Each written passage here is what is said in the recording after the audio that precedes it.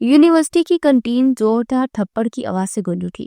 وہاں موجود ہر شخص شرسا اس لڑکی کی جرأت کو سلام پیش کر رہا تھا جس نے حاتم راجپوت پر ہاتھ اٹھانے کی سنگین غلطی سرزد کی تھی۔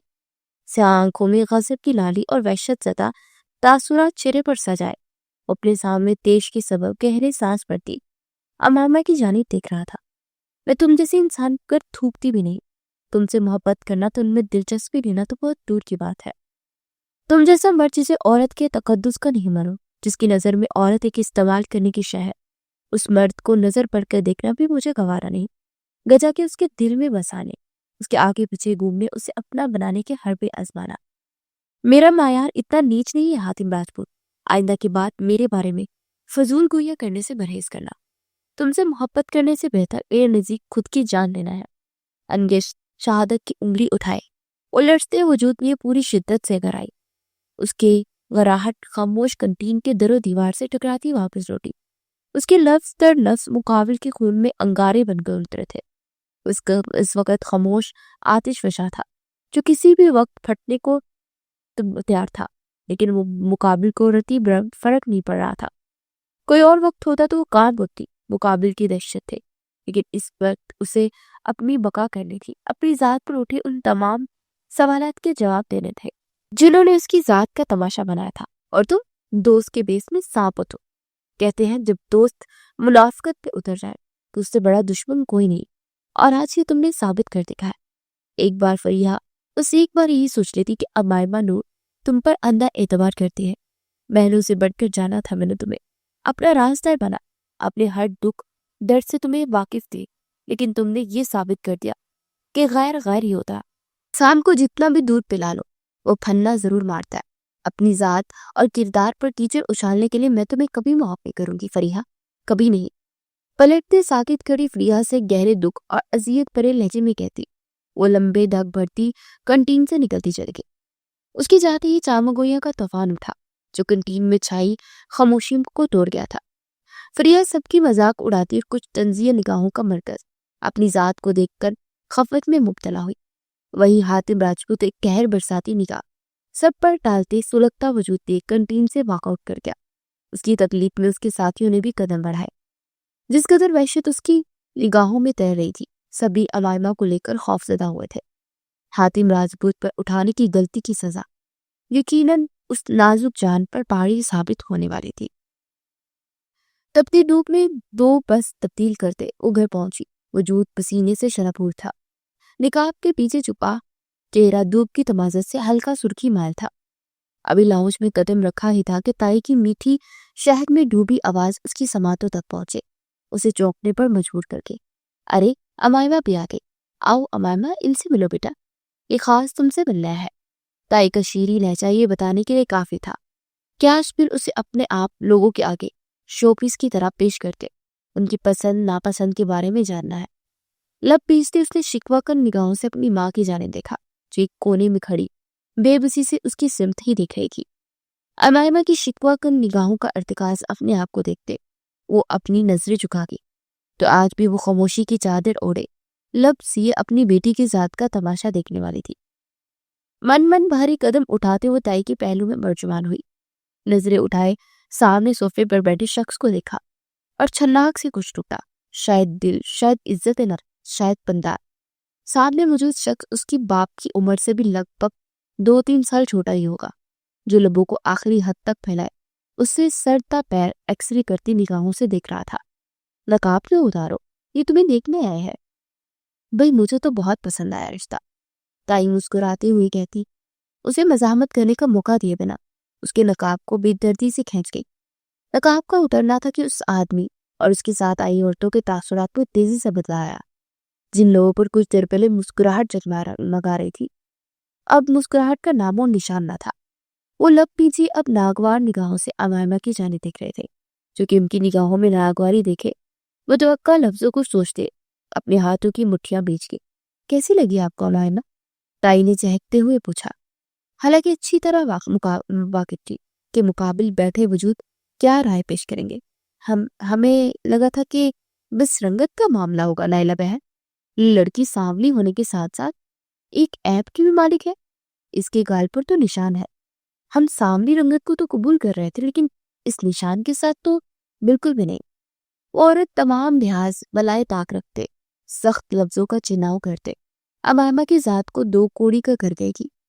امائمہ نے ضبط سے آنکھیں میچی، لیکن اتنی بڑی بات تو نہیں ہے بہن، آپ کا لڑکا ہماری لڑکی کے ساتھ خوش رہے گا۔ لائلہ بیگم ہڑبڑاتے ہوئے اٹھ کھڑی، ہمارے لڑکے کے لیے اور بھی اچھی لڑکیاں ہیں لائلہ بہن، یہ تو ہم آپ کی وجہ سے اس لڑکی کو قبول کر رہے تھے، ورنہ تو پہلے ہی اس کی ساملی رگت پسند نہیں تھی ہمیں۔ ایک تو کالی، اوپر سے خود کو یوں چھپاتی ہے مانو کوہ نور ہو۔ اس آدمی کے ہمراہ موجود دوسری عورت جو کہ اس کی بہن تھی طنز کرتے، امامہ کی بند آنکھوں سے آنسو نکلتے اس کی آرز پر بہہ نکلے۔ وہ عورتیں اس کے گھر میں موجود بنا کسی جھجک کے اس کی ذات کا تماشا بنا رہی تھی۔ انہیں روکنے والا کون؟ اس کی ماں، جو کبھی اپنے دفاع کے لیے کچھ نہ بول پائی۔ اس کی ذات اس کے وقار کی حفاظت کرتی، کیا کرتی؟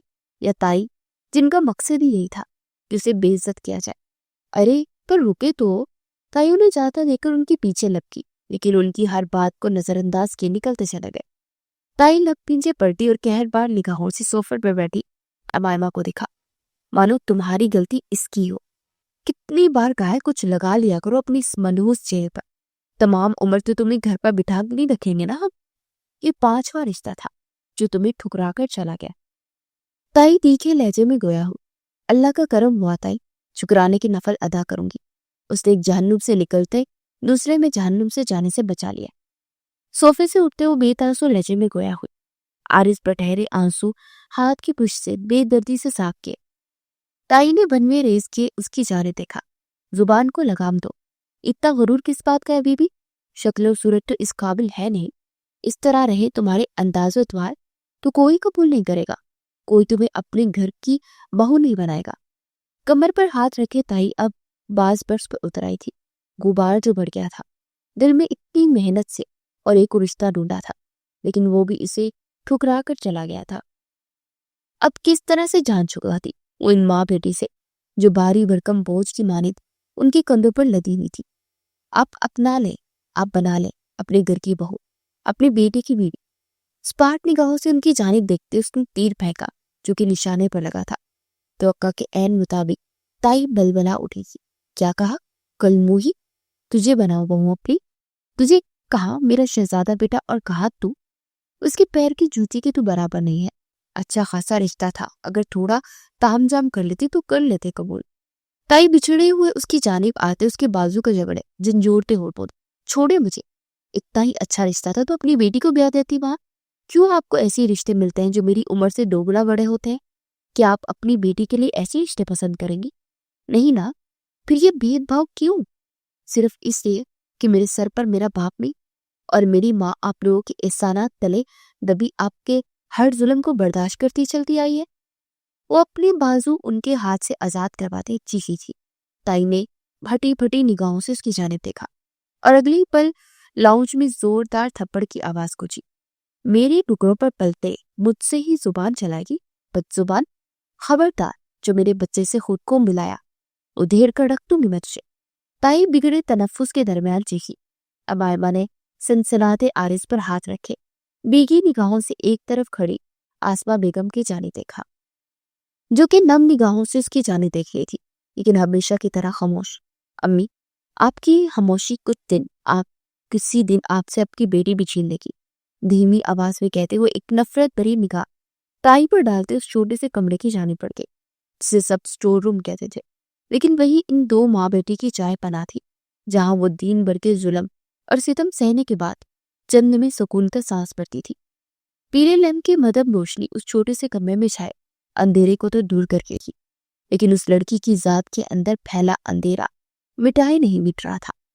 ہاتھ میں تصویر تھامے ابیگی نگاہوں سے اس تصویر میں جگمگاتے اس چہرے کی جانب دیکھ رہی تھی جن کی موجودگی میں اس نے ایک ایسی زندگی گزاری تھی جو شاید ہی وہ اب گزار پائے، ایک عالی شان زندگی جہاں اس کے ہاتھ سے چھوئی ہر چیز اس کی مانو ریاست کی شہزادی ہے، جس کی مسکان اس کے بابا قربان۔ ان کے جانے کے بعد تو زندگی نے ایسی اپنی طوفان میں سے لپیٹ میں لیا کہ وہ کبھی اس طوفان کی زد سے نکل ہی نہ سکی تھی۔ بچپن میں ہوا وہ حادثہ جس اس کی پہچان، اس کا اعتماد چھین گیا، کسی کی حسد کا نشانہ بنتے وہ زندگی بھر کے لیے ایک زخم قبول کر گئی۔ تائی کے طنز، تایا کی لاپرواہی، ماں کی چپی، خاموش محبت اور پھر دوست جو سانپ بنتے اسے ڈستے۔ اس کی نفرت کی فہرست تایا تائی سے شروع ہوتے ختم حاتم راجپوت پر ہوتی تھی، جس نے اس کی زندگی مزید بہتر کر دی تھی۔ وہ پلے بوائے تھا جس کی نظر میں عورت کی کوئی وقت نہیں تھی، جس نے اس سے بیر پال رکھا تھا صرف اس لیے کہ اسے فریہ کو اس کی چال میں پھنسنے نہیں دے رہا تھا۔ وہ بے آواز آنسو بہائے اپنی گزری زندگی یاد کر رہی تھی کہ دروازہ کھولے کوئی اندر داخل ہوا۔ وہ بنا دیکھے ہوئے قدموں کی آڑ سے پہچان گئی تھی کہ اندر آنے والا کون ہے۔ کھانے کی ٹرے اس کے سامنے رکھے، اب اس کے آرس پر اپنا ہاتھ رکھتے۔ بابو کو یاد کر رہی ہو؟ اس کے آرس پر پھسلتے آنسو صاف کرتے انہوں نے بھیگی آواز میں پوچھا۔ آپ کو مل گئی فرصت امو تائی اور ان کے بچوں کے لاڈ اٹھانے سے؟ وہ ان سے سخت کھپا کی، ان کا ہاتھ اپنے آرس سے ہٹاتے وہ خفگی سے بولی، ہاں اب تو تم میری لاڈوں کے لاڈ اٹھانے ہیں۔ آسمہ بیگم نے مسکراتے ہوئے بولا۔ امائمہ نے بیکی نگاہوں کا رخ ان کی جانب کیا جو اب نوالا بناتے اس کی جانب بڑھا رہی تھی۔ آپ کچھ کہتے کیوں نہیں امبر؟ تائی کو میری ذات کو نشانہ بنا دیے، کیوں مجھے نیچا دکھاتی ہیں؟ اور آج انہوں نے آپ کے سامنے مجھ پر ہاتھ اٹھایا میں، اور آپ نے کچھ نہیں کیا۔ وہ سسکتے ہوئے ان سے سوال کر رہی تھی، میرا کچھ کہنا ہم سے یہ چھت چھین لے گا لاڈو، اور میں اپنی جوان جہان بیٹی کو لے کر اس بے گھر نہیں ہونا چاہتی۔ وہ نم زدہ آواز میں اسے اس کے سوال کا جواب دے گی، آپ میرا ساتھ دیں اور چلے یہاں سے، یہ دنیا بہت بڑی ہے، ہمیں کہیں بھی سر چھپانے کی جگہ مل جائے گی۔ امائمہ ان کا ہاتھ جگڑے ہمیشہ بولے جانے والا جملہ دہرا گئی تھی۔ آسمہ بیگم اس کی معصومیت پر مسکرا دی۔ یہ دنیا بڑی تو بہت ہے لیکن ساتھ ساتھ ظالم بھی۔ یہاں طرح طرح کے بیریے ہیں جو شرافت اور انسانیت کا لبادہ اوڑے پیچھے بیٹھے شکار کے منتظر ہیں۔ تمہیں معلوم ہی نہیں ہوگا کہ کب کوئی تمہارے ساتھ چلتا جس کی اچھائی اور شرافت کے سبب تم اس پر بھروسہ کر بیٹھی، اپنا جولا اتارے اپنے اصلی روپ میں آتے تمہیں چیر پھاڑ کر رکھ دے گا۔ اسے نوالے پر نوالا کھلاتے آسمہ بیگم اسے پتے کی بات بتائی، مطلب ساری زندگی مجھے اسی طرح جینا ہوگا امو؟ امائمہ ان کی بات کی گہرائی پاپ گئی تھی، فکر مندی سے متفسر ہوئی تھی۔ نہیں، ایک وقت آئے گا جب تمہیں تمہارا شہزادہ یہاں سے لے جائے گا، دور، بہت دور، اپنے سنگ اپنی دنیا میں۔ آسمہ بیگم مانو اس بات کو تصور میں لائی تھی، تبھی لبوں کو مسکراہٹ نچھوا۔ شہزادہ؟ میری جیسی لڑکی کے لیے شہزادہ نہیں امو، ایک بڑی عمر کا آدمی ہی آئے گا جو جلاد ہوگا، مجھے ظلم کے دریا سے نکالتے ظلم کے سمندر کی نظر کر دے گا۔ امائمہ تلخی سے گویا ہوئی، حالاتوں نے اسے سخت نا امید کر دیا تھا۔ نہیں، شہزادہ آئے گا اور تمہیں شہزادی بناتے اس ظلم کے دریا سے نکالتے اپنے محل میں لے جائے گا جہاں تم راج کرو گی، اور وہ محل ہوگا اس کا دل جس کی اکیلی تم حکمران بنو گی۔ آسمہ بیگم نے اس کے سر پر چپ لگاتے شوق لہجہ میں کہا۔ امائمہ ان کی بات پر ہنس پڑی، نگاہوں کے سامنے سبز آنکھوں والا خوبرو چہرہ لہرایا۔ شاید اس کا رب اس پر مہربان ہو اور وہ سبز آنکھوں والا شہزادہ اس کے مقدر میں لکھتے۔ اس کی ہنسی کی چھنکار سنتے اداسی میں ڈوبے اس کمرے کے در و دیوار بھی مسکرا اٹھے تھے جو اپنے مکین کی آنسو اور تکلیفوں کے گواہ تھے۔ دونوں ماں بیٹی پھر غم بلائے ایک دوسرے کی اذیت میں قید اس سکون سے سیراب ہو رہی تھی جو کہیں اور نہ تھا۔ راجپوت ولا کے لاؤنج میں تمام ملازمین موجود اس مخصوص کمرے سے آتی آوازوں سے سخت خوف زدہ تھے۔ نہ جانے کیا حاتم کی پسند کے برخلاف ہوا تھا کہ وہ سب کچھ نست و نابود کرنے پر تلا ہوا تھا۔ حاتم رک جاؤ یار، کیوں اپنے آپ کو نقصان پہنچانا چاہتا ہے؟ صفدر اسے ڈریسنگ کے سامنے آئینے پر مکہ مارتے دیکھ چیخا تھا، لیکن حاتم اس کی بات سرے سے نظر انداز کیے۔ آئینہ توڑنے کے ساتھ ساتھ اپنے ہاتھ بھی زخمی کر گیا تھا۔ اس نے مجھ پر، حاتم راجپوت پر ہاتھ اٹھایا، میں اسے چھوڑوں گا نہیں۔ حاتم پوری قوت سے چیخا۔ ٹیبل پر موجود مہنگے پرفیومز فرش کی نظر کرتی تمام پرفیومز کی مہک ملتے ایک طاقتور حواسوں کو جگڑ لینے والی مہک میں بدلتے کمرے میں پھیلی۔ بھول جا یار، اس کے کردار پر وار ہوا تھا۔ اس کی اپنی دوست نے تجھے اس سے جوڑ کر پوری یونیورسٹی میں جھوٹی افواہیں پھیلائی تھی، اور ہم سب جانتے کہ وہ لڑکی پاک پاس ہے، اور تو نے بھی تو فریہ کے بار بار ریجیکٹ کرنے کے پیچھے کی وجہ جانے کے بعد اس کا جینا حرام کر رکھا تھا۔ صفدر نے سنجیدگی سے اسے سمجھانا چاہا، حاتم نے گہرے سانس بھرتے سرخ نگاہوں کا مرکز اس کی ذات کو بنایا۔ صفدر اس کی خون اتری نگاہیں دیکھتے کپ کپایا۔ ایسی وحشت تھی جو سد چلا کر خاکستر کرتے۔ نہیں بھول سکتا، اس تھپڑ کی گونج اب بھی میری سماعتوں میں گونجتی ہے صفدر۔ اس نے کہا تھا کہ وہ مجھ جیسے مرد پر تھوکنا پسند نہیں کرے گی۔ اب اسے پوری زندگی مجھ جیسے مرد کے ساتھ ہی گزارنی پڑے گی۔ محبت بھی کرے گی، دل میں جگہ بھی دے گی۔ اس کے الفاظ بدلیں گے، مجھ سے نفرت کی دعوے دار اب مجھ سے محبت کرے گی۔ حاتم نے بیڈ پر گرتے سفید سیلنگ کو تکتے وحشی کہکے لگاتے اپنی بات مکمل کی۔ صفدر نے نہ سمجھی والے انداز میں نگاہیں جھکائے اس کی جانب دیکھا۔ کیا کرے گا تو حاتم؟ صفدر کو اس کے ارادے ٹھیک نہیں لگ رہے تھے۔ وہ ضرور کوئی غلط قدم اٹھانے والا تھا۔ شرط بدل دو، فریہ نہیں اب حاتم امائمہ نور کو تسخیر کرے گا۔ فریہ کو اپنے بستر کی زینت بنانا تھا، لیکن اب امائمہ نور اپنے وجود پر میری وحشتیں برداشت کرے گی تاعمر آخری سانس تک۔ حاتم لوگوں پر ایک جاندار مسکراہٹ سجائے گویا ہوا۔ بیڈ کی پائنٹی سے اس کے پاؤں لٹکے ہوئے تھے، پہلو میں درے ہاتھ سے خون رستے سفید بیڈ شیٹ کو داغدار کر رہا تھا۔ بکھرے سیاہ بال، سیاہی مائل سرخ آنکھیں، گھنی مونچھیں تلے انابی لب، شرٹ کے تقریباً تمام بٹن کھول رکھے تھے۔ وہ بکھرے ہونے میں بھی وساحت کا شاہکار معلوم ہو رہا تھا، جبکہ چہرے پر پھیلتا سکون اس بات کی گواہی تھا کہ آنے والے وقت کے لیے اقدام وہ سوچ چکا ہے۔ ناممکن ہے حاتم، تم ایک ایسی لڑکی کو اپنی زندگی میں شامل کرنا چاہتے ہو جس کا چہرہ تک تو نے نہیں دیکھا۔ پوری یونیورسٹی میں موجود کسی بھی مرد نے اس کا چہرہ نہیں دیکھا، نہ اس کی تصویر ہے، سب نے صرف اس کی آنکھیں دیکھی ہیں۔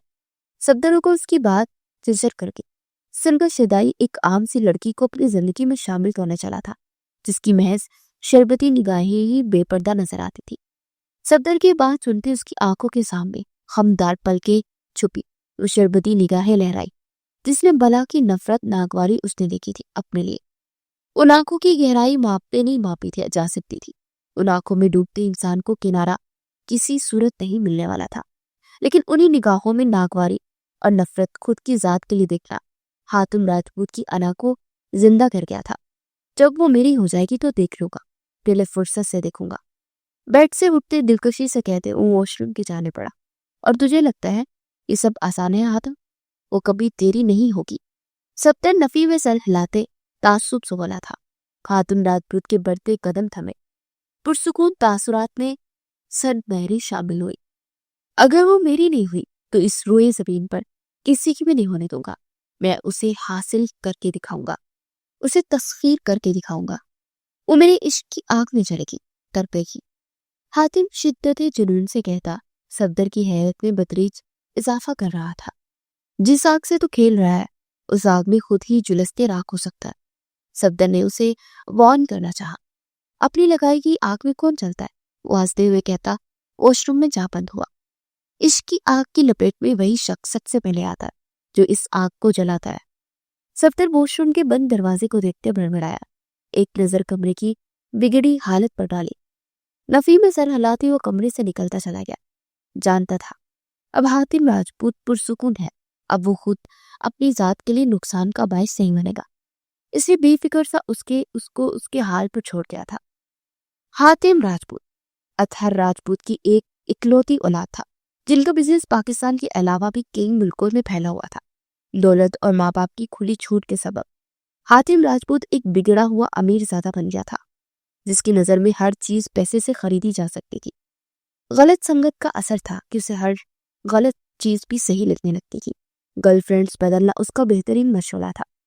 پوری یونیورسٹی جہاں اس کی شہرت سے واقف تھی، وہی اس کی اوباش پسند طبیعت سے بھی۔ جہاں کچھ لڑکی اس کی وجاہت اور دولت پر مرتی تھی، وہی کچھ اس سے کوسوں دور رہتی تھی، جن میں امائمہ نور بھی شامل تھی، جس کے والد ابراہیم صاحب ایک کار حادثے میں وفات پا چکے تھے۔ وہ اپنے تایا کے گھر اپنی والدہ کے ساتھ زیر رہائش تھی، جہاں اسے 3 وقت کا کھانا بھی ڈیرو طنز سننے کے بعد میسر آتا، کبھی اپنی یتیمی، کبھی اپنی رنگت، اور کبھی اس داغ کو لے کر لوگوں کے طنز اور نشتے برداشت کرنے پڑتے جس کے تایا زاد کزن رمشا کی دین تھا۔ امائمہ کی اپنے تایا زاد کزن بلال سے گہری دوستی تھی، اور اسی دوستی سے چلتے بلال کی چھوٹی بہن رمشا کانٹ کا ٹکڑا اس کے گال پر مار گئی تھی۔ والد صاحب تو سر پر تھے نہیں، اور والدہ بیگم تائی جان کے احسانات کا بوجھ اٹھاتے خاموش تھی۔ تبھی اس بات کو دبا دیا گیا اور اس حادثے کو رمشا کی چھوٹی سی غلطی قرار دے دیا گیا۔ اس بات سے وہ اچھی طرح سے واقفیت رکھنے کے باوجود کہ رمشا کی چھوٹی سی غلطی امائمہ نور کی زندگی کا روک بن جائے گی۔ اپنی صلاحیتوں اور محنت کے بلبوتے پر اس کو اسکالرشپ حاصل ہوئی تھی شہر کی سب سے بڑی یونیورسٹی میں، جہاں اس کی محض ایک ہی دوست بنی تھی، فریحہ، جسے حاتم راجپوت کے پھینکے گئے جال میں پھنسنے سے بچاتے بچاتے اس کی نظروں میں ہی بری بن گئی تھی۔ فریحہ اسے ہاتھ سے سمجھتے پوری یونیورسٹی میں اسے اور حاتم کو لے کر مختلف باتیں پھیلا چکی تھی، جس کی وجہ سے اس کا کردار سب کی نظروں میں مشکوک بن گیا تھا۔ اور یہ بات امائمہ نور کو گوارا نہیں تھی۔ وہ بچپن سے لے کر جوانی تک اپنی دفاع میں کچھ نہ بولنے والی لڑکی حاتم راجپوت پر ہاتھ اٹھاتے اسے بے عزت کرتی تھی۔ سیاہ بایا میں ملبوس سر پر اسکارف باندھے، چہرے کو نقاب میں چھپائے، وہ ہاتھ میں تھامی کتاب پر نظر ثانی کرتی آگے بڑھ رہی تھی کہ یکلخت اس کی کلائی کسی آہنی شکنجے میں قید ہوئی۔ اس سے قبل کہ وہ کچھ سمجھ پاتی، کسی نے پوری قوت سے اسے کلاس کے اندر کھینچتے دروازے سے لگایا تھا۔ اس اچانک افطار پر وہ بوکھراتے چیختی مقابل اس کے لبوں پر ہاتھ رکھتے اس کی چیخ کا گلا ٹوٹ گیا۔ شربتی آنکھیں آخری حد تک پھیلائے وہ اپنے بے حد نزدیک کھڑے حاتم راجپوت کو دیکھنے لگی، جس کی سیاہ بے تاثر نگاہیں اس کی آنکھوں میں گڑی ہوئی تھی۔ چھپکے لبوں پر ایک جاندار مسکراہٹ نے بسیرا کر رکھا تھا۔ مقابل کے نزدیکی اس کی گرم حدت بڑی سانسیں امائمہ کو اپنے نقاب سے پار ہوتی اپنے جلد کو جھلساتی محسوس ہوئی۔ اپنی کلائی پر اس کا وحشت بھرا لمس اسے بچھو کے دنگ کی طرح مترادف لگا۔ اس قدر بے باکی اور بے شرمی کی امید اس شخص سے لگائی جا سکتی تھی۔ خوفزدہ نگاہوں میں تیش نے جگہ بنائی۔ اگلے ہی پل وہ اپنا ہاتھ ہوا میں بلند کر گئی۔ حاتم نے برق رفتاری کا مظاہرہ کرتے اس کا ہاتھ تھامتے ہوا میں معلق رکھے، اسے پلٹتے اپنا بازو اس کی گردن کے گرد حمائل کرتے اسے اپنے سینے سے لگایا، ہاتھ پر گرفت مضبوط کیے اس کی پشت پر سے لگائے، اسے مکمل طور پر اپنے حصار میں قید کر گیا کہ وہ اب اس کی گرفت میں مزاحمت تک نہیں کر پا رہی تھی۔ امائمہ آنکھیں پھاڑے مقابل کی دیدہ دلیری دیکھ رہی تھی۔ اس کا حال یوں تھا کہ مانو کٹو تو بدن میں لہو نہیں۔ ایک بار یہ غلطی کر گئی ہو، دوبارہ نہیں۔ ابھی تو تمہیں پہلی غلطی کی سزا بھگتنی ہے، کیونکہ اپنی سزا میں اضافہ کیوں کرنا چاہتی ہو؟ امائمہ کے کان کے نزدیک جھکتے حاتم نے گمبھیر آواز میں سرگوشی کی۔ امائمہ سانس تک روک گئی۔ مقابل کی سانسیں اب اس کی گردن پر بکھر رہی تھی۔ وہ کیسے بھول سکتی تھی کہ حاتم راجپوت اس تھپڑ کا بدلہ نہیں لے گا، کیونکہ حاتم راجپوت امائمہ نور کے وجود سے اٹھتی سندری سی مہک محسوس کرتے بار بار ڈسٹریکٹ ہو رہا تھا۔ یہ مہک اس کے حواسوں پر طاری ہوتے اس کے اعصابوں کو بوجھل کر رہی تھی۔ چھوڑو مجھے، کیا بےہود کی ہے یہ؟ امائمہ نے ہار نہ مانتے مزاحمت کرتے آزاد ہونے کی صحیح کرتے دانت پیستے ہوئے کہا، چھوڑنے کا سوال ہی پیدا نہیں ہوتا، اور بےہود کی ابھی دکھائی ہی نہیں ہے، وہ تب دکھاؤں گا جب تم میری دسترس میں رہوگے۔ حاتم ذو معاملیت سے کہتا امائمہ کی رنگت سرخ کر گیا۔ حاتم چھوڑو مجھے ورنہ میں چیخوں گی۔ امائمہ نے دھمکی دی، چیخو، پھر معلوم ہے کیا ہوگا؟ یہاں سب کا افیر جمع ہو جائے گا، سب تمہیں یوں میری باہوں میں دیکھتے کیا سوچیں گے؟ تم سمجھدار ہو، اچھی طرح جانتی ہو۔ عام سے لہجے میں کندھے اچکاتے کہتے وہ امائمہ کو خوفزدہ کر گیا۔ اس حالت میں اگر کوئی انہیں دیکھ لیتا تو پھر اسے اپنے کردار پر کئی سوالات برداشت کرنے پڑتے۔ کس کس کو وضاحت دیتی وہ؟ بے بسی کے احساس تلے اس کی نگاہوں میں نمی سمٹ آئی۔ کیا چاہتے ہو تم؟ امائمہ نے اپنی گردن کے گرد حمائل اس کے بازو پر اپنا ہاتھ رکھتے ہوئے پوچھا۔ یہ پہلا نرم لمس تھا جس کی تاثیر حاتم کے روم میں اتری تھی۔ یہ لمس اس کو سکون بخشنے والا تھا۔ حاتم کچھ بول نہ پایا۔ وہ اس لمس کی تاثیر کو دل و جان سے محسوس کر رہا تھا۔ بولو حاتم راجپوت، کیا چاہتے ہو؟ تھپڑ کی معافی مانگو، میں مانگنے کو تیار ہوں، پر میرے کردار کو مزید داغدار مت کرو۔ امائمہ اسپاٹ لہجے میں گویا ہوئی۔ حاتم اس کی آواز سنتے ہوش میں آیا، رخ پلٹتے اس کے دونوں ہاتھوں کو جکڑے اس کی پشت سے لگایا۔ امائمہ نے بے بسی سے آنکھیں بند کیے مقابل اسے بے جان گڑیا کی مالک اپنی مرضی سے گبارا تھا، جبکہ حاتم پھر وہی سکون محسوس کرتے بے قرار ہوا تھا۔ معافی تم مانگو گی، لیکن ایسے نہیں، میری باہوں میں قید، میری دسترس میں آتے۔ کیا چاہتا ہوں میں؟ تمہیں چاہتا؟ کیا میری چاہت پوری ہوگی؟ حاتم میں مسکراتے ہوئے کہتے اختتام میں سوال کے ساتھ ساتھ جواب بھی دے دیا۔ امائمہ کی آنکھوں میں حیرت بے یقینی لہرائی، وہیں اس کے لفظ اسے شرم و حیا کے بوجھ تلے زمین میں دفن ہونے پر مجبور کر گئے۔ کیا تم ہوش میں ہو؟ کیا بکواس کر رہے ہو؟ امائمہ چیخی۔ حاتم نے ناگواری سے اس کی جانب دیکھا جو اسے ان نگاہوں سے دیکھ رہا تھا کہ مانو حاتم کی دماغی حالت پر شبہ ہو۔ چیخو مت یار، بہرا تھوڑی ہو، دھیمی نرم آواز میں بات کرو جیسے سب سے کرتی ہو۔ وہ ناگواری سے کہتا اس کی ناک پر سے پھسلتا اس کا نقاب سیٹ کر گیا۔ امائمہ دھنگ رہ گئی۔ وہ مقابل کے انداز و اعتبار اسے خوف میں مبتلا کرنے کے ساتھ ساتھ حیرت و استعجاب میں بھی مبتلا کر رہے تھے۔ دل کی دھڑکنیں اس کی اس ایک حرکت کے سبب 120 کی رفتار سے دوڑی تھی۔ ہوش میں ہی، اور تمہیں بھی پورے ہوش و حواس میں یہ بات کہہ رہا، اسے سنو اور یہاں بٹھا لو۔ اس کے سر پر انگلی سے مارتے ہوئے سنجیدگی سے گویا ہوا، تم میری ہو، تمہیں میرا پننا ہے، تمہارے بقول تم مجھ سے محبت تو دو، مجھ سے رتی برابر دلچسپی بھی نہیں رکھتی۔ اب ان جملوں کو بدلنا ہے، مجھ بھی دلچسپی لینا شروع کر دو، محبت ہو ہی جائے گی۔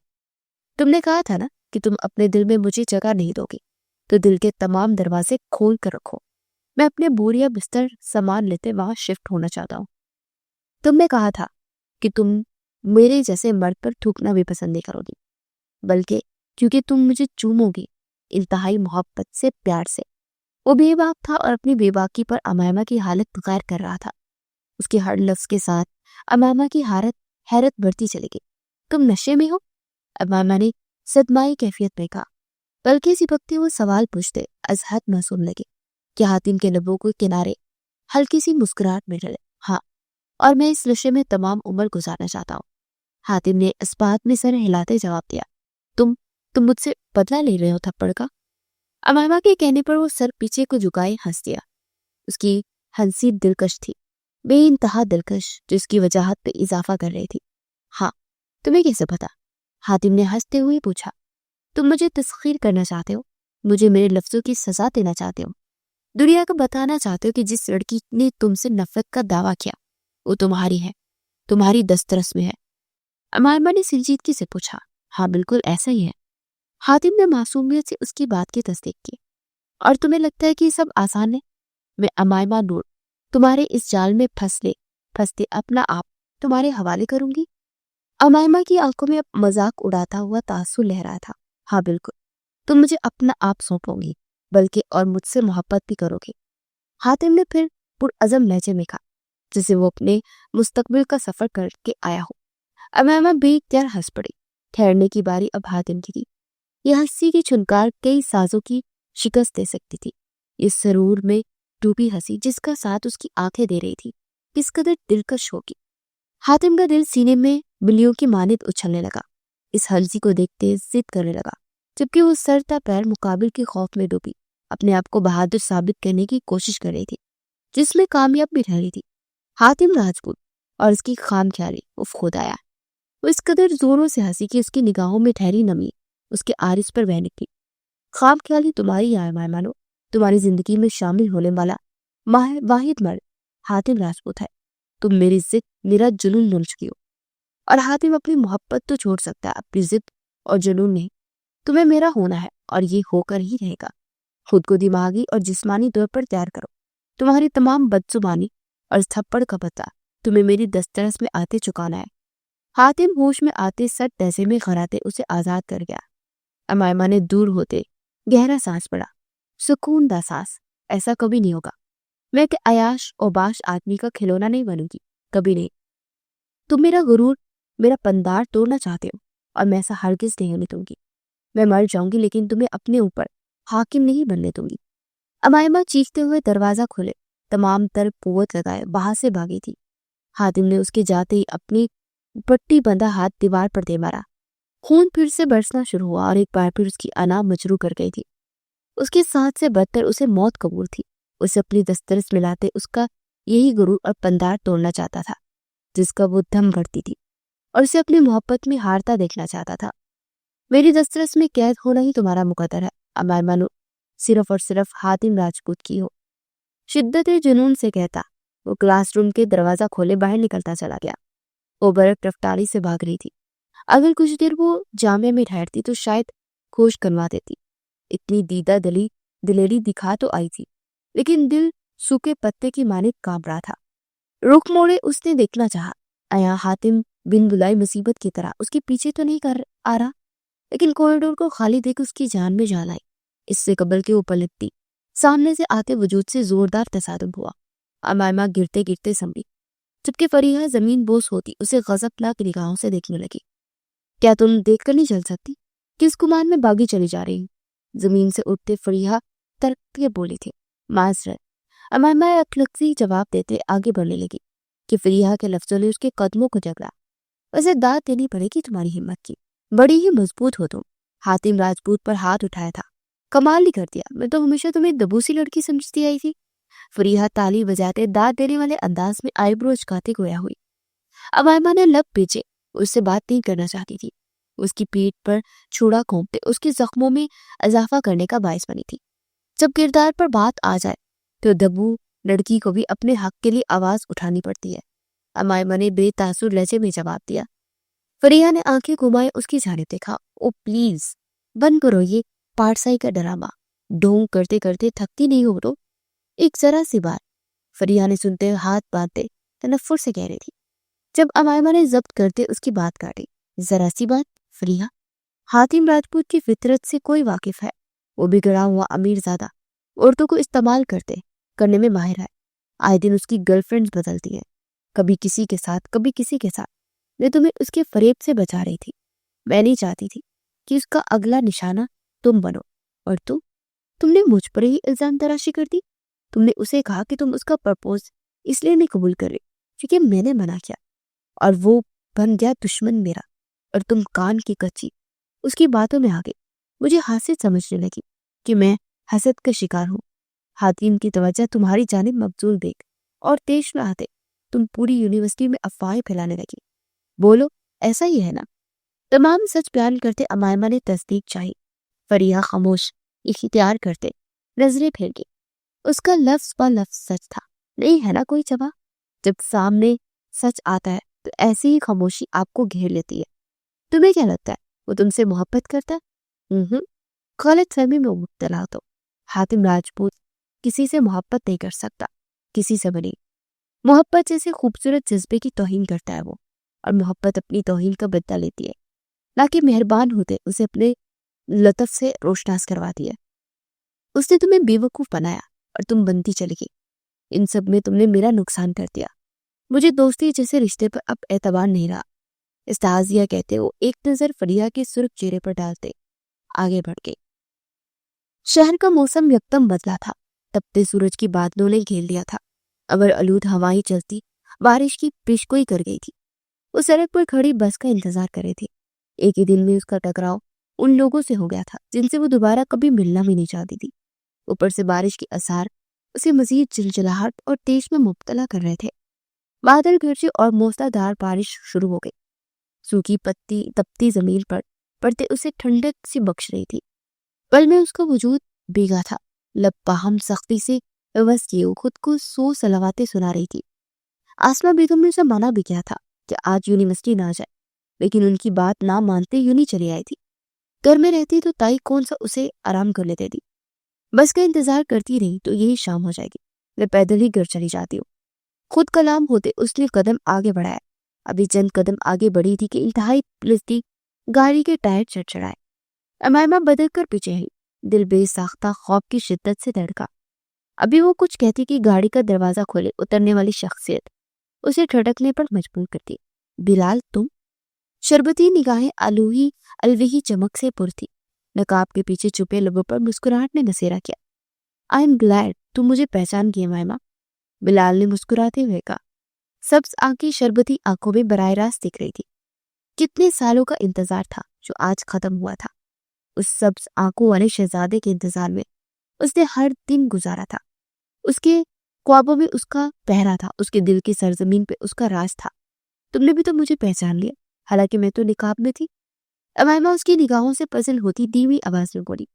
तुम्हारी चंद तस्वीरें देखी थी फैमिली गैदरिंग्स की। मुझे शिवा हुआ शायद तुम ही हो, इसलिए रुक गया। वो देखो मेरा शक सही साबित हुआ। आ जाओ वरना बीमार हो जाओगे। बिलाल रसानियत से कहते गाड़ी का दरवाजा खोल गया। अमामा की मुस्कुराहट मजीद गहरी हुई। बारिश की शिद्दत में मजीद इजाफा हुआ।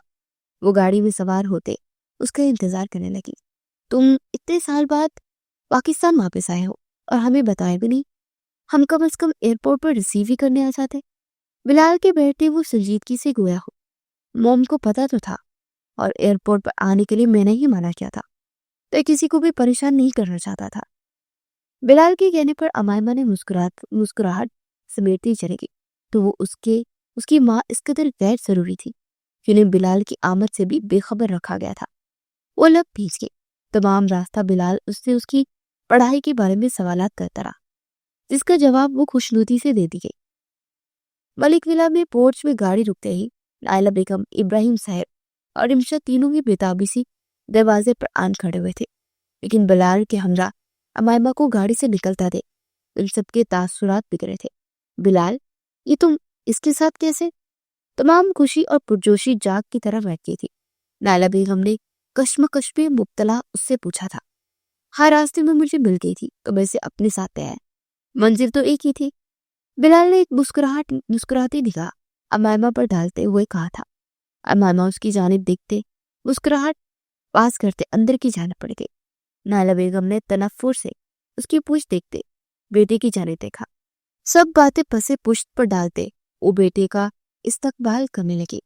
تمام رات ملک ولا میں جشن کا سمارا، انواع قسم کے پکوان بنائے گئے، خاندان بھر کو بلایا گیا تھا۔ ہمیشہ کی طرح وہ ماں بیٹی اس جشن میں دور اپنے چھوٹے سے کمرے میں قید ہو گئی تھی، جہاں امائمہ کھلی آنکھوں سے سہانے خواب سجا رہی تھی۔ تمام رات اس نے بلال کو سوچتے اس کے ساتھ اپنا مستقبل تصور کرتے گزاری۔ نیا دن چڑھ آیا تھا۔ وہ یوں نہیں جانا تو نہیں جاتی تھی، لیکن آج ضروری اسائنمنٹ جمع کروانی تھی۔ اپنے مخصوص حلیہ میں کمرے سے باہر نکلی کہ لاؤنج میں سیر کرے بلال کو دیکھ کے رکی۔ یوں نہیں جا رہی ہے تو؟ بلال کی نظر بھی اس پر پڑ چکی تھی۔ بنوے ریز کی استعفار کیا۔ جی۔ ٹائی اور رمشا کی کھا جانے والی نگاہوں کا رخ اپنی جانب دیکھتے اسے سنجیدگی سے جواب دیا۔ آجاؤ میں ڈراپ کر دوں بطل امائمہ۔ بلال اسے کہتا گاڑی کی چابی گماتا باہر چلا گیا۔ امائمہ نے حیرت سے اس کی پشت کو تکا۔ حیرت زدہ نگاہیں یوں ہی لاؤنج کے صوفے پر بیٹھے جانب مرکوز ہوئی تو گڑبڑاتے ہوئے تیز قدموں سے باہر بھاگی۔ جن نگاہوں سے رمشا اور نائلہ بیگم اسے دیکھ رہی تھی، کوئی بعید نہ تھی کہ وہ دونوں اس پر یکدم ہی چپٹ پڑتی۔ بہت شکریہ تمہارا بلال۔ گاڑی سے اترتے اس نے اس پاس کھڑے بلال کو دیکھتے ہوئے شکریہ ادا کیا۔ شربتی آنکھیں محبوب کی کرم نوازی کی بدولت جگمگا رہی تھی۔ اس کی مسکراہٹ کا ساتھ اس کی آنکھوں نے بھی دیا تھا، اور یونی میں موجود ہر شخص کی نگاہوں میں اسے یوں ایک غیر مرد کے ہمراہ کھڑا اور مسکراتا دیکھ لہو اتر آیا تھا۔ ارے شکریہ کی کوئی بات نہیں، ہم غیر تھوڑی، بلال نے مسکراتے ہوئے کہتے اس کے سر پر ہلکی سی چپٹ لگائی اور امائمہ کھلکھلا کر ہنس دی۔ اس کی کھلکھلاہٹ جلتی پر دیر کا کام کر گئی تھی۔ حاتم راجپوت خون اگلتی نگاہوں سے اس منظر کو دیکھتے ہاتھوں کی مٹھیاں بھیج گیا تھا۔ اب میں چلتی ہوں، کلاس کا ٹائم ہو رہا ہے۔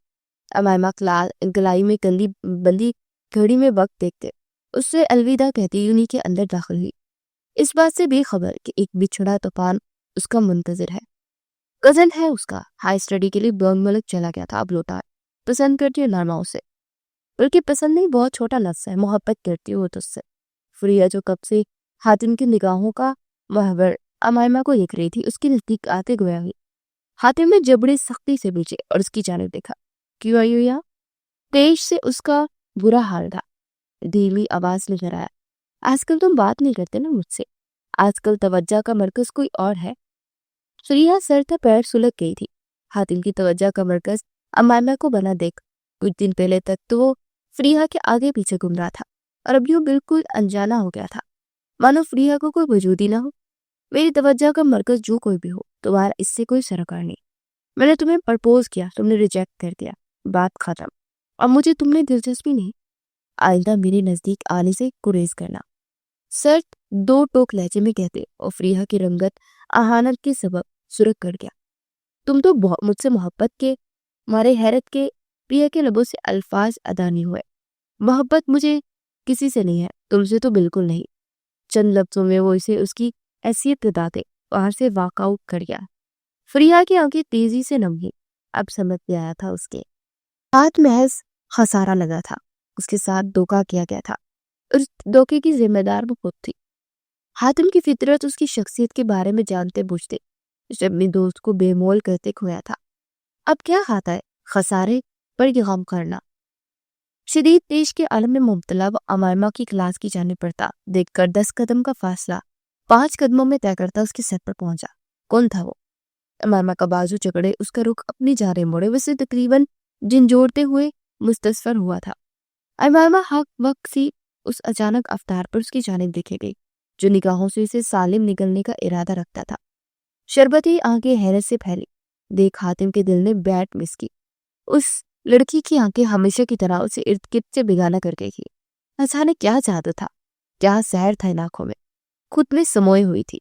وہ چپ چاپ ان آنکھوں میں دیکھتا تھا، ان کی گہرائی میں خود کو کھوتا ہوا محسوس کرتا تھا۔ جواب دو مجھے، کون تھا وہ؟ لیکن آج وہ اس طلسم میں قید نہیں ہونا چاہتا تھا۔ سینے میں جلن کا سمندر ٹھاٹے مار رہا تھا، اسے اپنی رگوں میں دوڑتا خون لاوا کی آمیزش محسوس ہو رہی تھی۔ یہ کیسا احساس تھا؟ مانو متاع جان کوئی چھین کر لے جا رہا ہو، مانو ہاتھ آیا مال غنیمت کوئی چوری کر کے آؤ۔ دل انجانے سے خوف سے دھڑک رہا تھا۔ یہ خوف کسی کے چھین جانے کا خوف تھا، شاید سامنے کھڑے وجود کے چھین جانے کا خوف۔ کزن ہے میرا، اور یہ کیا بدتمیزی ہے؟ کیوں تم جب چاہے میرے قریب آتے ہو مجھے یوں ہاتھ لگا لیتے ہو؟ دور ہٹو مجھ سے۔ وہ جواب دیتے ساتھ بلند آواز میں چیخی تھی۔ حاتم کو اپنی کن پٹی کی رگیں تھڑکتی ہوئی محسوس ہوئی۔ امامہ اس کی سنگت میں کھلکھلا کر ہنستا تو دور مسکراتی بھی نہیں تھی۔ اس کے روبرو وہ جب بھی آئی تھی حاتم نے اصلی نگاہوں میں تیز نفرت اور حقارت کے علاوہ کچھ کبھی نہیں دیکھا تھا۔ وہ چمک تو من کود تھی جو اس نے اس لڑکے کے ساتھ اس کی آنکھوں میں دیکھی تھی۔ پیروں کے تلووں سے ایک گرم تپش اٹھی تھی جو پورے وجود میں سرایت کرتی چلی گئی تھی۔ محبت کرتی ہے اس سے؟ یہ سوال پوچھتے وقت حاتم راجپوت کو اپنے گلے میں کانٹے سے اگتے ہوئے محسوس ہوئے تھے۔ ایک ٹھیس تھی جو بائیں پہلو میں دل کے مقام سے اٹھی تھی، مانو دل پر ایک ضرب لگائی تھی اور وہ درد سے بلبلا اٹھا تھا۔ آنکھوں میں درد کی ایک لہر ابلی جسے محسوس کرتے امائمہ کا وجود ساکن ہوا۔ یہ سوال غیر متوقع تھا، وہ اس شخص سے اس سوال کی امید نہیں رکھتی تھی، اور آنکھیں مقابل کی سیاہ آنکھوں کو کیوں دور درد سے پر تھی، یا اس کا وہم تھا؟ خدارا بولو، کچھ دل پھٹ جائے گا میرا، تمہاری خاموشی عذاب ہے۔ وہ بے بسی سے چیخا، دل دڑک دڑک کر جیسے صدائیں دے رہا تھا۔ کسی زندہ رہنا ہے، اسے وہی جواب سننا ہے جو وہ سننا چاہتا ہے۔ ہاں، میں کرتی ہوں اس سے محبت۔ وہ شاید اس کے امتحان بن کر آئی تھی، تبھی تو بے رحمی سے کہتے حاتم کے دل کو مار گئی تھی۔ حاتم کی گرفت اس کے بازو پر ڈیلی ہی، اس کے ہاتھ اس کے پہلو میں آن گرے، وجود 2 قدم پیچھے ہوا۔ زندگی میں پہلی مرتبہ اسے کس چیز پر افسوس ہوا تھا؟ زندگی میں پہلی مرتبہ وہ اس درد سے روشناس ہوا تھا جسے رقابت کا درد کہا جاتا ہے، اور یہ درد اس قدر شدت سے محسوس ہوا تھا کہ اس کا وجود 100 ٹکڑوں میں ٹوٹ گیا تھا۔ مل گیا جواب تمہارے سوال کا؟ اب مجھ سے دور رہو، مجھے میرے حال پر چھوڑ دو۔ حاتم، معافی مانگتی ہوں میں تم سے اپنی غلطی کی۔ اس کا ہر انداز امائمہ کو حیرت میں مبتلا کر رہا تھا۔ نہ جانے کی دل کی دھڑکنیں کبھی رفتار پکڑ رہی تھی تو کبھی سست روی سے دھڑک رہی تھی۔ نہیں چھوڑ سکتا تمہارے حال پر۔ اس کا لہجہ دھیما تھا لیکن بے بسی سے پر، خود اپنے حال سے انجان اسے وارفرد کی بڑی نگاہوں سے دیکھ رہا تھا۔ تمہیں اس سے محبت ہے؟ کوئی بات نہیں، اب نہیں رہے گی۔ اب تم محض مجھے سوچو گی۔ امائمہ نور، اپنے اس ذہن اور اپنے دل میں اس شخص کے خیال کو نکال باہر کرو۔ تمہاری سوچوں اور دل پر محض میری حکمرانی ہے۔ اسبات میں سر ہلاتے ہوئے 2 قدموں کا فاصلہ مٹاتے اس کے نزدیک آتے، اس کے چہرے پر جھکتے سر چہچہ میں بولا۔ امامہ بے ساختہ 1 قدم پیچھے ہوئی، مقابل کی دہکتی سانسیں اسے جھلسا رہی تھی۔ اور کیوں بنوں میں تمہارا حکم؟ میں تمہاری زر خرید غلام نہیں ہوں، تمہیں کوئی حق حاصل نہیں کہ تم مجھے ہاتھ بھی لگاؤ، اس پر پابندی عائد کرو۔ میں جسے چاہوں اپنے دل پہ جگہ دو، جس سے چاہوں محبت کرو۔ امامہ نے تیش میں آتے ہوئے پوچھا، جلد تم پر میں تمہارے تمام حق حاصل کر لوں گا، تمہاری سانسوں سے لے کر تمہاری روح تک۔ زر خرید غلام نہیں، لیکن تم میرے حصار میں قید ضرور رہو گی امائمہ نور، اور میرے خیال سے اب وقت آ گیا ہے، میں مزید تمہیں آزاد نہیں رکھ سکتا، تمہیں قید کرنا ضروری ہو گیا ہے۔ اس کی تھوڑی جھگڑے وہ اس کی آنکھوں میں آنکھیں گاڑے گویا ہوا۔ امامہ کی ریت کی ہمٹی میں سنسناہٹ سی دوڑ گئی، مقابل کی نگاہوں میں تیرتی اور لہجہ میں شامل جنونیت اسے لرزنے پر مجبور کر گئی تھی۔ یہ نفرت کا کون سا روپ تھا یہ انتقام کا کون سا رخ تھا جو اس کی سمجھ سے بالا تر تھا؟ کیا مقابل کو اپنے لفظوں کا احساس تھا؟ دور رہنا اپنے اس کزن سے اگر اس کی سلامتی چاہتی ہے، سرد لہجہ میں وارن کرتے اس کی مجسم آنکھوں میں پھونک مار گیا تھا۔ امائمہ نے بے سخت اپنی آنکھیں بند کرتی کھولی۔ تم اسے کوئی نقصان نہیں پہنچاؤ گے۔ امائمہ کا دل دہل اٹھا تھا۔ مقابل سے ہر کام کی امید کی جا سکتی تھی۔ حاتم اس کی نگاہوں میں بلال کے لیے فکر دیکھتے سوکھی لکڑی کی مانند جلا تھا۔ خدا کی قسم، اگر اب تمہارے کسی بھی انداز سے اس شخص کے لیے محبت یا فکر جھلکی، تم اسے عبرت کا نشان بنا دوں گا۔ وہ کر گزروں گا جو میں کرنا نہیں چاہتا۔ تمہارے ہر احساس، ہر جذبے پر محض میرا حق ہے، محض میرا۔ امامہ کی تھوڑی آزاد کرتے وہ پوری شدت سے دہا رہا تھا کہ امائمہ کو اپنے کان کے پردے پھٹتے ہوئے محسوس ہوئے۔ وہ بے ساختہ گھبراتے خود میں سلگتی تھی۔ دل خوف کی شدت سے پل بھر کے لیے دھڑکنا بھول گیا تھا۔ تم پاگل سن کی انسان ہو، اپنا علاج کراؤ۔ سنسان کوریڈور میں ایک دم طلبہ کو آتا دیکھ وہ مدھم آواز میں کہتی وہاں سے تیزی سے بھاگی تھی۔ حاتم نے ضبط سے نظروں سے اوجھل ہوتی اس کی پشت کو تکا۔ پاگل تو تم نے کر دیا مجھے، اور علاج بھی اب تم ہی کرو گی۔ بڑبڑاتے وہ اپنی پچھلی گردن پر ہاتھ پھیر گیا۔ پورا وجود اسے ایندھن کی مانند جلستا ہوا محسوس ہو رہا تھا۔ یہ وہ آگ تھی جو لمحہ بلمحہ بجھنے کی بجائے بڑھتی چلی آ رہی تھی۔ بہت وقت دے دیا، مزید نہیں۔ رفیق میں سر ہلاتے خود کلامی کرتے دل میں ایک مسم سا ارادہ باندھتے طلبہ کی نظروں کو نظر انداز کرتے آگے بڑھتا چلا گیا۔ آپ میرا رشتہ لے کر جائیں گی؟ امائمہ لوٹ کے گھر موم گھر میں داخل ہوتے بلونج پہ بیٹھی مسز راجپوت سے مخاطب ہوا، جو آج ہی راجپوت صاحب کے ساتھ ایک ٹرپ انجوائے کرتے واپس لوٹی تھی۔ کیا مطلب؟ کب؟ کس کے گھر؟ تم ہوش میں ہو خنی؟ تم شادی کی بات کر رہے ہو؟ مسز راجپوت حیرت زدہ سی صوفے سے اٹھتے بے ربط جملے ادا کرتی اپنی بے یقینی بیان کر رہی تھی۔ حاتم راجپوت جو شادی جیسے لفظ سے کوسوں دور بھاگتا تھا، وہ آج خود ایک لڑکی کا ذکر کر رہا تھا۔ امائمہ نور میری یونیورسٹی فیلو ہے، مجھ سے شادی کرنا چاہتا ہوں موم۔ اب جلد از جلد اس کی گھر رشتہ لے کر جائے گی موم، اور جتنا جلدی ہو سکے اسے میری زندگی کا حصہ بنائے گی۔ وہ ڈر گیا تھا آج امائمہ کو بلال کے ساتھ دیکھتے۔ اس کی آنکھوں میں بلال کے لیے محبت، اس کے لہجوں میں بلال کے لیے فکر دیکھتے وہ اسے جلد از جلد اپنا بنانا چاہتا تھا۔ یہ طرف یہ اضطراب اسے گھیرتے اسے اس کا سکون چھین چکا تھا۔ وہ اس سے انتقام لینا چاہتا تھا، اسے تڑپانا چاہتا تھا، لیکن اب خود تڑپ رہا تھا۔ ٹھیک ہے، میں آج ہی تمہارے بابا سے بات کریں گی بیٹا۔ مسز راجپوت تو خوشی سے پاگل ہونے لگے کہ در پر تھی۔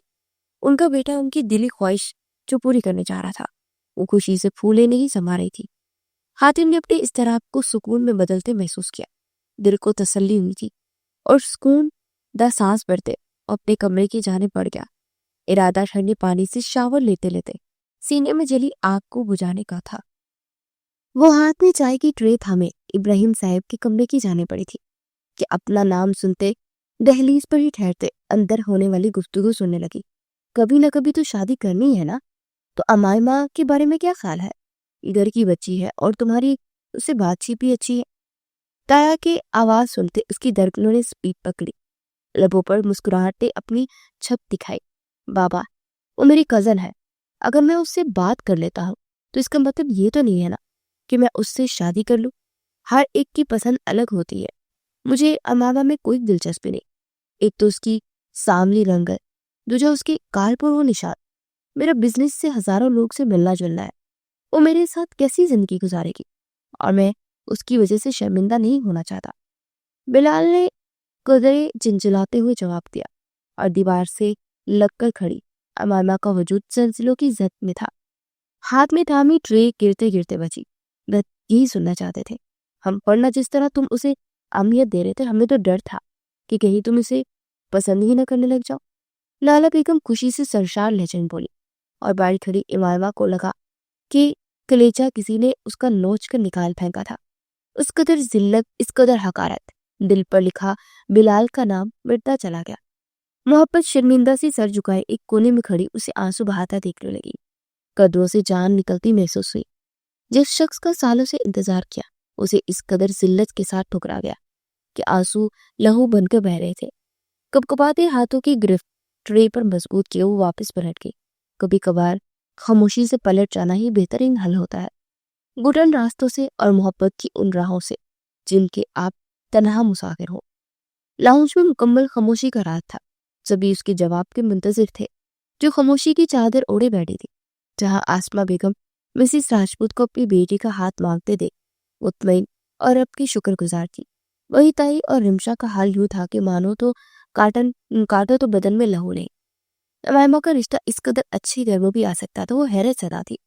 مسٹر اور مسز راجپوت بےتابی سے اس کے جواب کے منتظر تھے، جو مکمل پردے میں ان کے سامنے بیٹھی بے تاثر نگاہوں سے انہیں دیکھ رہی تھی۔ تو کبھی نائلہ بیگم کی جانب سے آئے رشتے کو ہمیشہ کی طرح انہوں نے اس کی عمر سے دگنی عمر کا رشتہ اس کے لیے ڈھونڈا تھا۔ دل میں قید محبت تو اپنی تذلیل کے بعد آزادی پا چکی تھی، بس اب زندگی میں آگے بڑھنا تھا، مجبوراً اور زبردستی ہی صحیح، لیکن وہ بھی حاتم راجپوت کا انتخاب نہیں کر سکتی تھی۔ وہ شخص اس سے انتقام لینا چاہتا تھا، اسے تسخیر کرنا چاہتا تھا، وہ مزید اپنی تذلیل برداشت نہیں کر سکتی تھی۔ چند لمحے لگے تھے اسے فیصلہ کرنے میں۔ سوری انکل آنٹی، میں آپ کے بیٹے سے شادی نہیں کر سکتی۔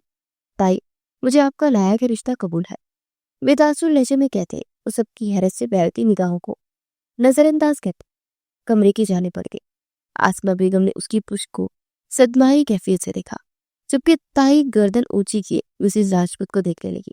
وہ جو چاہتی تھی وہی ہوا تھا۔ جہاں امائمہ انہیں اپنے بیٹے کے لیے قبول نہیں تھی، وہیں وہ اپنے سے اونچے خاندان میں بھی انہیں قبول نہیں تھی۔ میں معذرت خواہ ہوں، اس کی طرف سے میں اسے سمجھاؤں گی۔ آسما بیگم نے اسے مسٹر اور مسز راجپوت کے اہانت کے سبب سرخ چہرہ دیکھتے ہوئے بات سنبھالنے چاہیے۔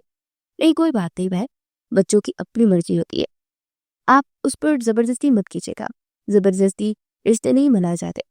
مسز راجپوت مسکراتی ہوئی کہتی، مسٹر راجپوت کے اشارہ کرنے پر سب سے الوداع لیتی داخلی دروازے کی جانے پڑی۔ آسما بیگم نے ضبط سے انہیں جاتے دیکھا۔ بیٹی سے اس بے وقوفی کی انہیں امید نہیں تھی۔ امائمہ بنت ابراہیم، آپ کا نکاح مختار ولد عتیق سے سکہ راجی الوقت ملک 50,000 کیا جاتا ہے، کہ آپ کو یہ نکاح قبول ہے؟ ملک ولا کے لان میں قاضی صاحب کی آواز گونجی۔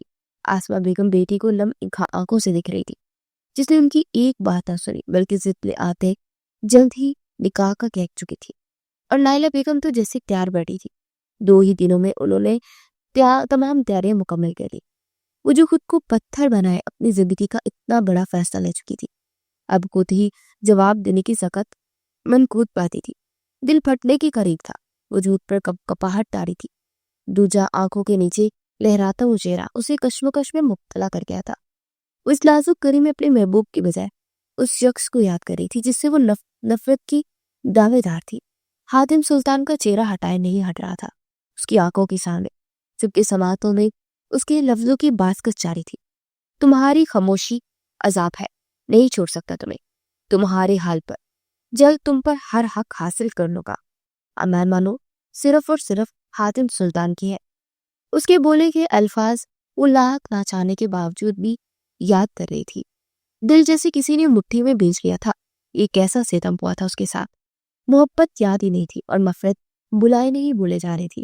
بولو بیٹا، قاضی صاحب نے اسے خاموش دیکھتے ہوئے پکارا۔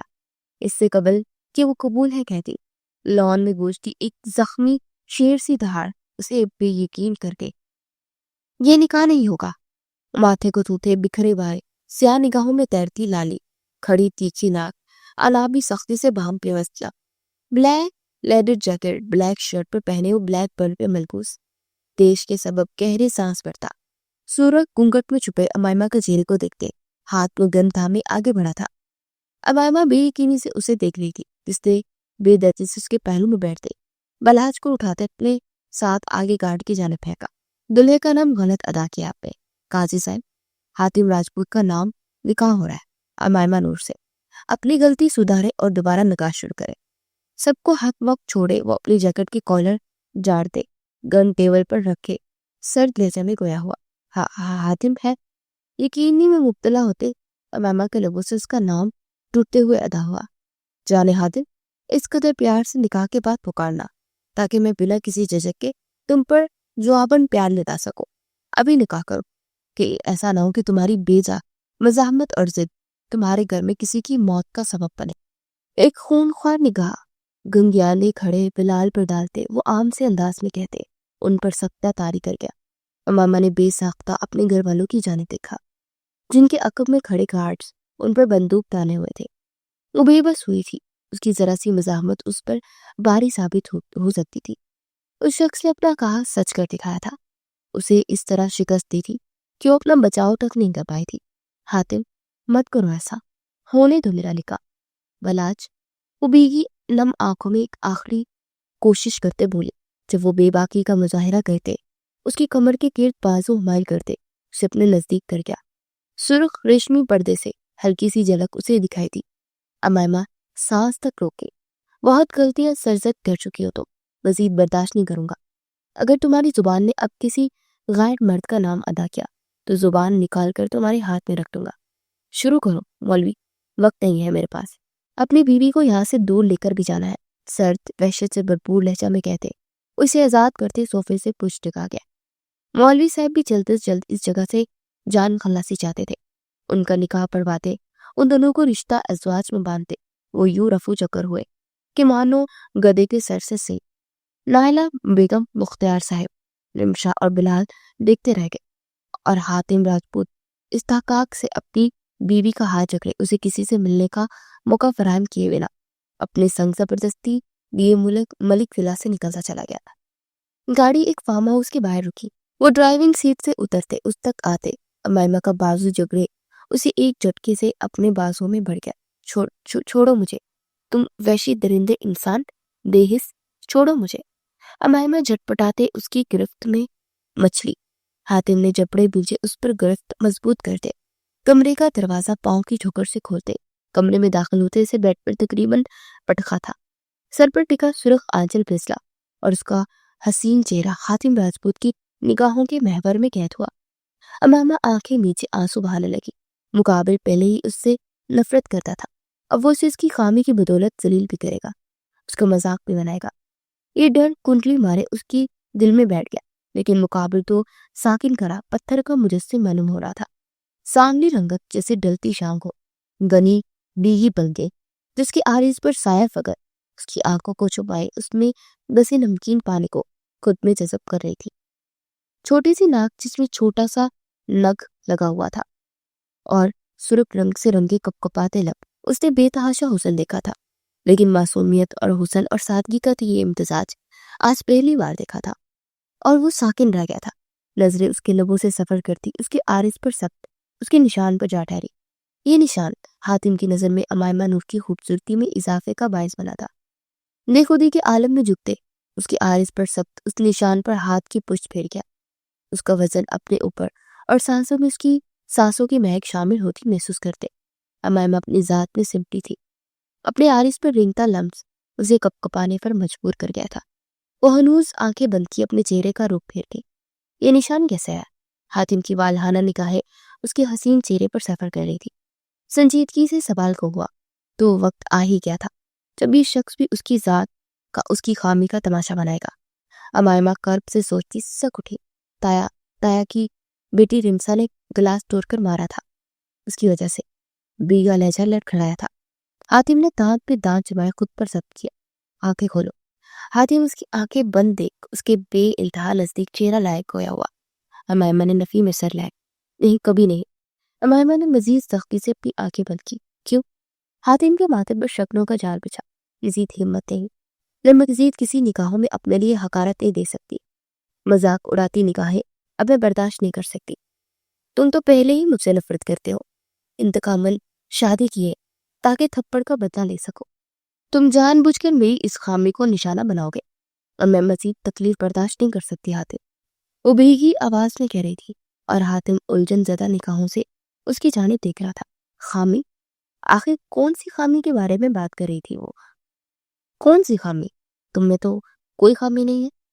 اس کے دونوں ہاتھ جکڑے بیڈ سے پنگ کرتے، وہ اس کی سانسوں کو زیرو بم کو محسوس کرتے مدہوش ہو رہا تھا۔ اس لڑکی کی ذرا سی نزدیکی اس کے جذبات میں تلاطم مچا گئی تھی۔ امائمہ آنکھیں کھولنے پر مجبور ہوئی تھی۔ مقابل اگر انجان بننے کی اداکاری کر رہا تھا تو اسے مزید ایوارڈ سے نوازنا چاہیے تھا۔ تم اچھی طرح جانتے ہو میں کس بارے میں بات کر رہی ہوں۔ میری رنگت سانولی ہے، اوپر سے گال پر وہ بدصورت نشان۔ یہ خامی نہیں تو اور کیا ہے؟ وہ چیخی تھی۔ اسے لگا تھا مقابل اس کی بے بسی کا مذاق بنا رہا ہے۔ یہ خامی اور بدصورتی نہیں، میری نظر میں تو یہ خوبصورتی ہے۔ پہلے تمہاری آنکھیں مجھے مسمرائز کر دے گی، اب یہ نشان، تم بے حد خوبصورت ہو۔ وہ ایک جذب کے عالم میں کہتا، اس کی آنکھوں کو لبوں سے چومتے۔ اس کے نشان پر شدت سے لب رکھ گیا۔ امائمہ کی آنکھیں حیرت کی زیادتی سے پھیلی۔ یہ انتقامی شادی تو کسی طور نہیں لگ رہی تھی۔ مقابل کے انداز سے یہ ظاہر ہو رہا تھا کہ وہ اس سے نفرت کرتا تھا، لیکن اس کے چند لفظ تمام ہتک اور تذلیل اثر کو محدود کر گئے تھے۔ تم تو مجھ سے نفرت کرتے تھے۔ اس کے الفاظوں پر حیرت سے گنگ تمام باتیں بلائے، سوال گوزے۔ کس نے کہا؟ میں نے کبھی تم سے نفرت کی ہی نہیں۔ حاتم اس کی آنکھوں میں جھانکتے مسکراتے ہو بولا، تم نے انتقاماً شادی نہیں کی؟ دوسرا سوال آیا، کرنے کا ارادہ تھا لیکن کی نہیں۔ جواب اس قدر تیزی سے موصول ہوا، سیاہ آنکھوں کے بدلتے رنگ کی آواز میں بوجھل پن امائمہ کو بری طرح الجھا گیا تھا۔ وہ درمیان میں حال نزدیکی اور اس کے سبب بے ترتیب ہوتی اپنی درکنوں کو بولے، یہ گتھی سلجھانا چاہتی تھی۔ کیا کہنا چاہتے ہو حاتم؟ صاف صاف کو، تم نے خود کہا تھا تم مجھے تسخیر کرنا چاہتے ہو، اس تھپڑ کا بدلہ لینا چاہتے ہو۔ تم نے اس تھپڑ کو اللہ کا مسئلہ بنا لیا تھا، تبھی تو مجھ سے شادی کی ہے، اور اب تم اپنی بات سے مکر رہے ہو۔ تم تو شروع سے ہی مجھے ناپسند کرتے تھے نا؟ حاتم اس وقت سخت الجھی ہوئی تھی۔ یہ بات سچ ہے کہ مجھے تم پسند نہیں تھی۔ تمہارا خود کو سر سے پیر تک ڈھانپ میری طرف دھیان نہ دینا مجھے کھلتا تھا۔ تمہاری آنکھوں میں اپنے لیے ناگواری اور تیز دیکھتے میں تم سے خار کھانے لگا تھا۔ کہیں نہ کہیں میں چاہتا تھا کہ تمہاری توجہ کا مرکز میں بنوں، تم بھی مجھے باقی لڑکیوں کی طرح ہی اہمیت دو، مجھ پر جان نثار کرو، لیکن تم مجھے دیکھنا تک گوارا نہیں کرتی تھی۔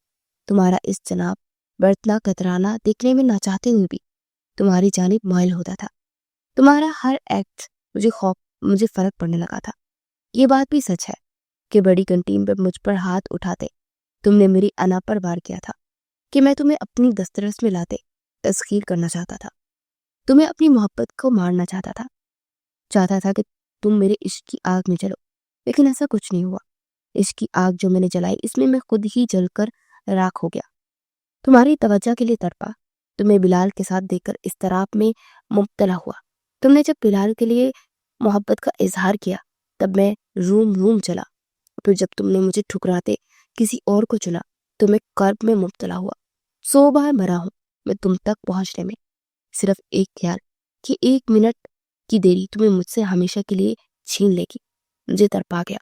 میں طرف اضطراب، بے چینی، بے تابی، بے سکونی جیسے لفظوں سے ناآشنا شخص، ان لفظوں سے شناسا ہونے کے ساتھ ساتھ ان لفظوں کو شدت سے محسوس بھی کر چکا ہوں۔